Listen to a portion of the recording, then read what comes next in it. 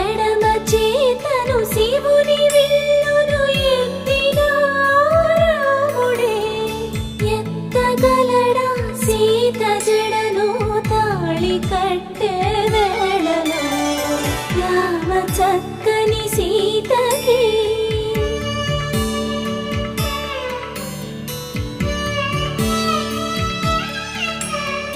ఎర్ర జాబిలి చేయి రాముడేడని అడుగుతుంటే చూడలేదని పెదవి చెప్పే చెప్పలేమని కనులు చెప్పే నల్ల పూసైన